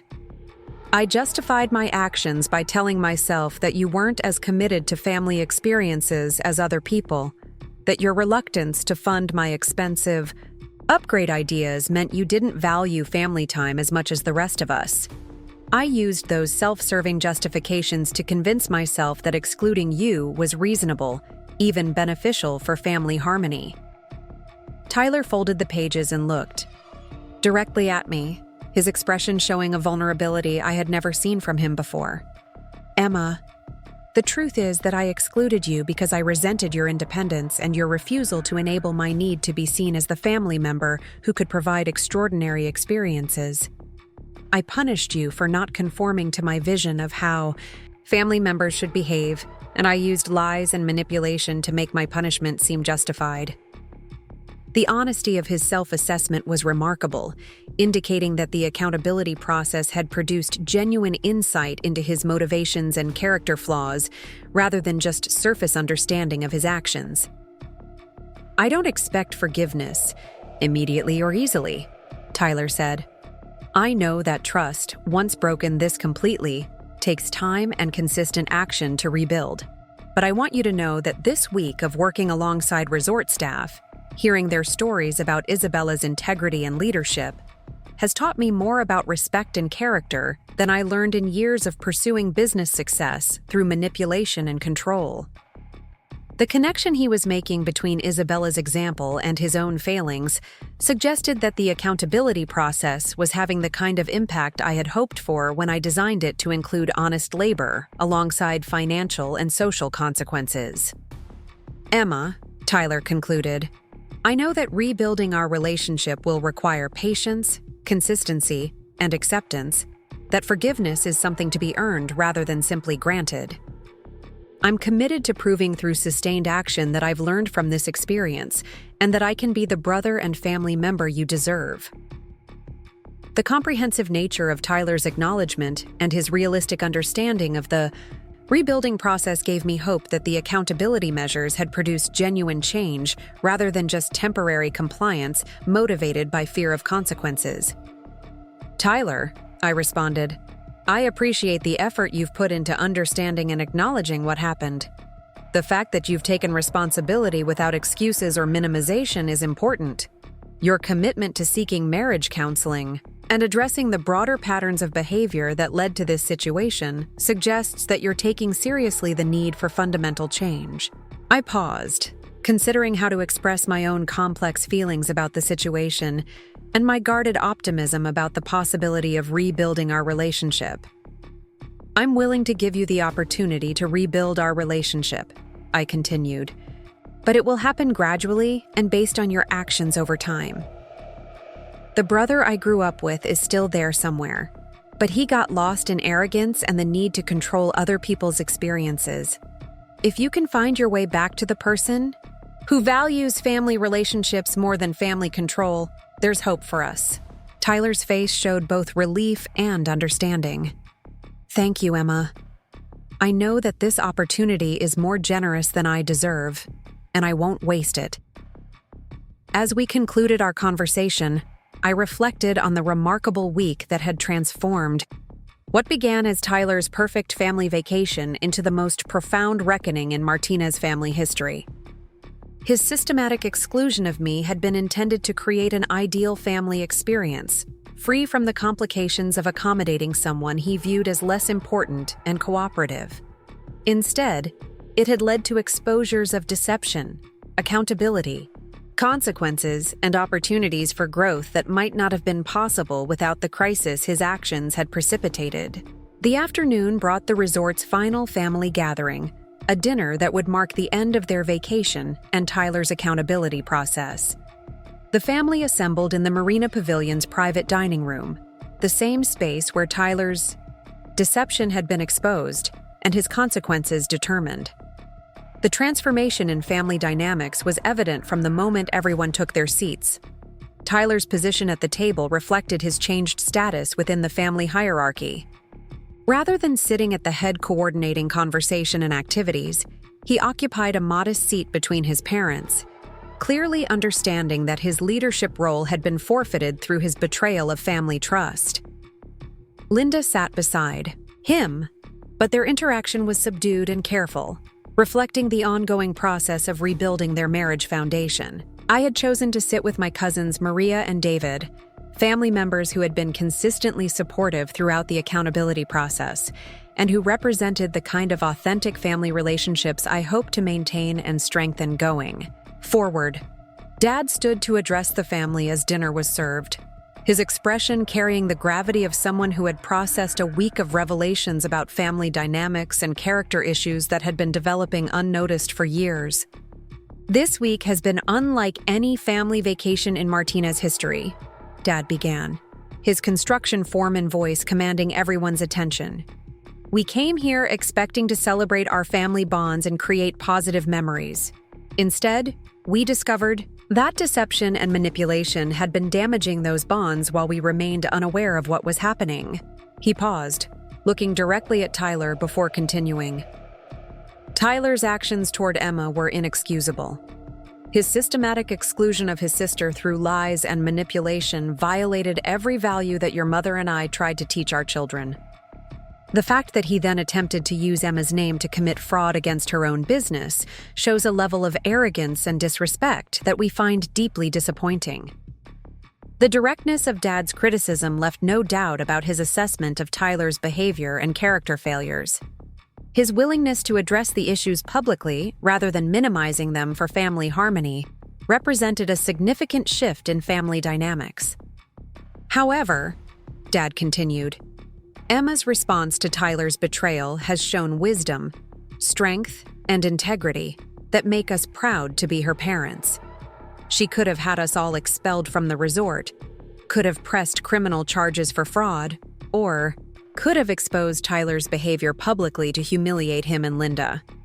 Instead, she chose accountability measures that provided Tyler with opportunities to learn and grow while maintaining family relationships.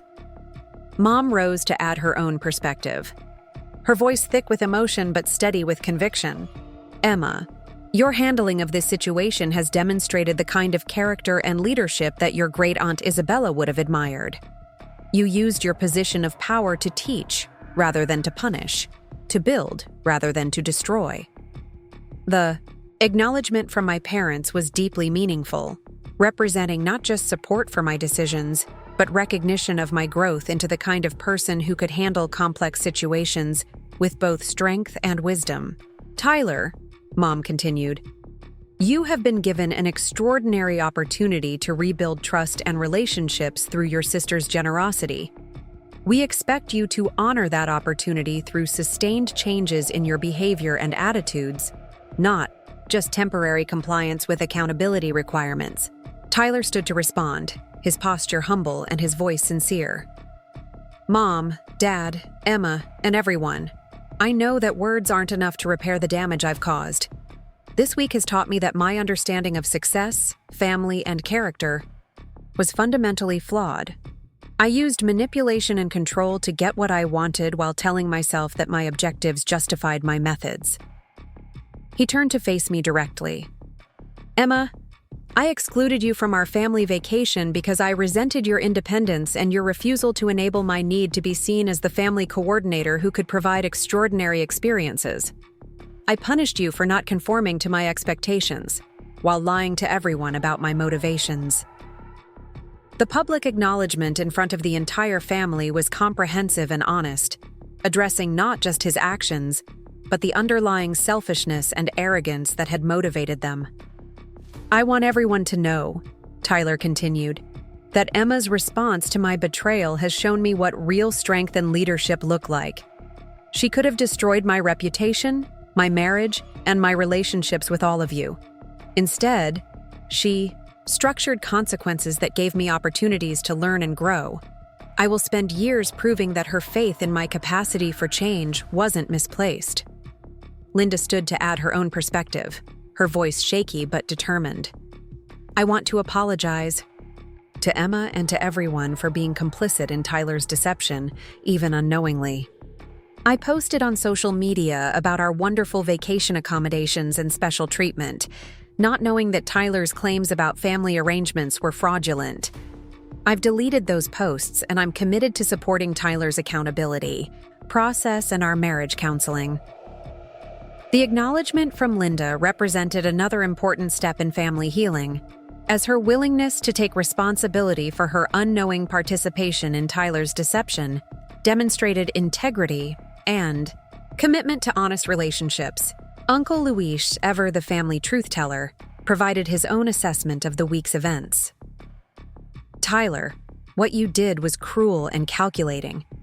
Emma's response was generous and wise. You've been given a second chance that you didn't earn and don't deserve. The family will be watching to see whether you use this opportunity to become someone worthy of the trust you violated. The blunt assessment from Uncle Luis reflected the broader family's attitude toward Tyler's accountability process. They were supportive of my decision to provide opportunities for redemption, but they were also skeptical about his commitment to fundamental change rather than just temporary compliance. As dinner progressed, conversation gradually shifted from the week's dramatic events to more normal family topics, though the underlying dynamics had been permanently altered. Tyler's position within the family had changed from coordinating leader to probationary member working to rebuild trust. My own status had evolved from excluded outsider to respected family leader, whose judgment and decisions carried significant weight. The most significant change was in the family's understanding of my actual achievements and financial independence. The revelation that I owned Sunset Cove Resort had led to broader conversations about my marketing business, my investment portfolio, and my plans for continuing Isabella's legacy of community involvement and environmental conservation. Cousin Maria had been particularly interested in learning about my business success and the strategic decisions that had led to my financial independence. Emma, I had no idea that your marketing company was so successful. Tyler always made it sound like you were struggling financially and that your business was just a hobby. The acknowledgement that Tyler had systematically misrepresented my achievements to family members added another dimension to his pattern of manipulation and control. He had not only excluded me from family activities, but had also worked to diminish family members' respect for my accomplishments. My business has been profitable for several years, I explained, but I've always been private about financial details. Tyler's assumptions about my success were based on his own limited understanding of digital marketing and his need to position himself as the family's primary financial achiever. David, with his corporate finance background, had asked detailed questions about my investment strategy and the decision-making process that had led to my diversified portfolio. Emma, the fact that you were making strategic property investments while Tyler was assuming you were financially struggling shows a level of business sophistication that none of us fully appreciated. The family's growing understanding of my actual achievements and capabilities was gratifying, but it also highlighted how Tyler's manipulation had affected not just specific situations, but broader family perceptions and relationships. As the evening concluded, family members began making plans for departure the following morning. The vacation that had begun with Tyler's systematic exclusion of me was ending with my integration into the family as a respected leader and decision-maker, while Tyler faced the ongoing challenge of rebuilding trust through sustained behavioral change. "Emma," Mom said as family members began leaving the dining room, "we hope you'll join us for regular family gatherings going forward. This week has reminded us how much we've missed your presence and perspective in family activities." The invitation represented a significant shift from the previous pattern of Tyler coordinating family events while manipulating guest lists and participation based on his personal preferences and control needs. "I'd like that, Mom," I replied. "But future family planning should involve transparent communication and honest inclusion of everyone, not coordination by any single person who might use that position to manipulate situations." Dad nodded approvingly. "Emma's right. This situation has taught us that we need better communication and more democratic decision-making for family activities. No one person should have the authority to exclude family members or make arrangements that affect everyone." The commitment to more inclusive and transparent family planning represented an important structural change that would help prevent future incidents of manipulation and exclusion. As the Martinez family prepared to leave Sunset Cove Resort, the following morning, I reflected on the extraordinary week that had transformed all of our relationships and understanding of family dynamics. Tyler's betrayal had been devastating, but it had also created opportunities for growth, accountability, and positive change that might not have been possible without the crisis his actions had precipitated. Standing on the balcony of the owner's suite, watching family members load their luggage and prepare for the drive back to San Jose, I felt a complex mixture of exhaustion, satisfaction, and cautious optimism about the future. The confrontation had been emotionally draining, but it had also established new foundations for family relationships based on honesty, mutual respect, and genuine inclusion rather than manipulation and control. Great Aunt Isabella's legacy had provided me with the resources and position to respond to Tyler's betrayal from a place of strength rather than victimization. Her example of building success through integrity and respect for others had guided my response to choose accountability over revenge, teaching over punishment, and restoration over destruction. Tyler approached my balcony one final time before the family's departure, his expression humble and his posture reflecting the profound changes the week had produced in his understanding of himself and his relationships. "Emma," he said quietly, "I know that I'll be proving my commitment to change through actions over time, not just words during this accountability week. I want you to know that I'll be thinking about Isabella's example and your response to my failures as guides for how to be a better person going forward." The commitment was modest but genuine, reflecting Tyler's new understanding that rebuilding trust would require sustained effort rather than dramatic gestures or temporary compliance with imposed requirements. "Tyler," I replied, "Isabella's success was built on treating people with dignity regardless of their position or power, contributing positively to the community rather than just pursuing personal advantage, and maintaining integrity even when shortcuts were available. Those principles can guide anyone toward authentic achievement and meaningful relationships." As the Martinez family departed Sunset Cove Resort, I remained behind to continue the work of understanding and expanding Isabella's legacy. The writer's retreat program was moving forward, the environmental conservation initiatives were gaining momentum, and the resort's commitment to ethical business practices was being strengthened through improved policies and procedures.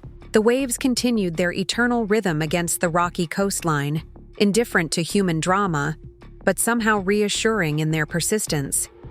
Like the ocean itself, family relationships would continue despite the storms, shaped by the forces that tested them but enduring through time when built on foundations stronger than temporary conflicts and personal failures. The excluded sister had become the family's teacher, and the lessons would resonate far beyond this single dramatic confrontation at Sunset Cove Resort. The true measure of Tyler's transformation would be revealed not in his accountability week, but in the choices he made in the months and years ahead, when the immediate consequences had faded and sustained character change would be tested by ordinary circumstances. Isabella's legacy of ethical leadership and community contribution would continue through my stewardship, expanded and adapted for new challenges, but rooted in the same principles of integrity, respect, and service that had guided her remarkable rise from resort employee to successful business owner and secret literary talent. The story of the Martinez family vacation would become part of our family history, a cautionary tale about the consequences of manipulation and exclusion, but also an inspiring example of how accountability guided by wisdom and mercy could create opportunities for growth and redemption even in the aftermath of profound betrayal. Up next, you've got 2 more standout stories right on your screen. If this one hit the mark, you won't want to pass these up. Just click and check them out.